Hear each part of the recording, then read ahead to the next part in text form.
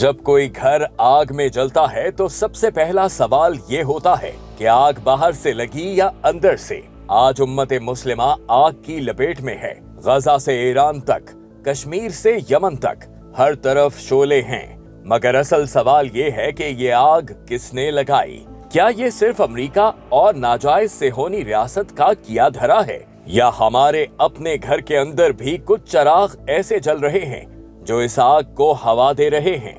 ये सवाल तकलीफ दे है, मगर इससे मुंह मोड़ना उम्मत की सबसे बड़ी गलती होगी। बाहर का दुश्मन तो समझ में आता है।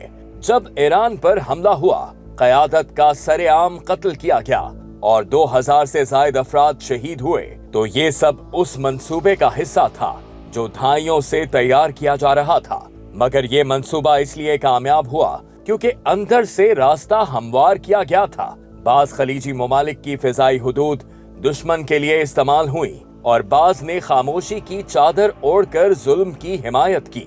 ये बाहर का दुश्मन नहीं था, ये अंदरूनी तफरीके का नतीजा है, जिसे अल्लाह ताला ने कुरान पाक में इन अल्फाज में मना फरमाया, और सब मिलकर अल्लाह की रस्सी को मजबूती से थाम लो और फिरकों में मत पड़ो। अंदर का सबसे बड़ा दुश्मन हमारे वो हुक्मरान हैं जो इख्तदार की कुर्सी को उम्मत की गैरत से ज्यादा अजीज रखते हैं, जो नाजायज से होनी रियासत के साथ तिजारती मुआहदे करते हैं या अपने अवाम को फरसूदा मगरिबी जमहूरियत के नारों में उलझाए रखते हैं। हजरत उमर फारूक रजी अल्लाह ताला अन्हो ने फरमाया था कि हम वो कौम हैं जिसे अल्लाह ने इस्लाम के जरिए इज्जत दी। जब हम इसके अलावा किसी और चीज में इज्जत ढूंढेंगे तो जिल्लत हमारा मुकद्दर बनेगी। आज ये जिल्लत हमारा मुकद्दर बन चुकी है क्योंकि हमारे हुक्मरानों ने इज्जत मगरिब की गोद में तलाश की। मगर इससे भी गहरा जख्म वो है जो हमारे इज्तमाई किरदार में है।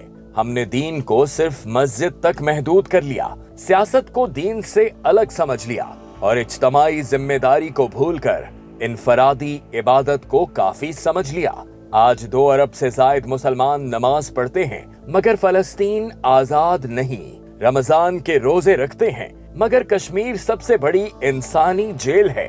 लाखों हज अदा करते हैं मगर मस्जिद अक्सा पर यलगार जारी है। ये तजाद इसलिए नहीं कि हमारी इबादतें कम हैं, ये तजाद इसलिए है क्योंकि हमने इबादत को जिंदगी से काट लिया है और दीन को एक निजी मामला बना लिया है।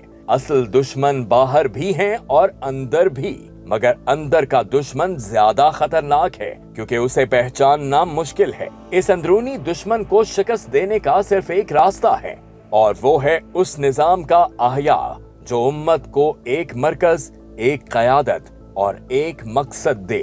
वो निजाम खिलाफत है जिसमें हुक्मरान एहतसाब के दायरे में हो, फिरका वारियत की नहीं बल्कि उम्मत वाहदा की बात हो।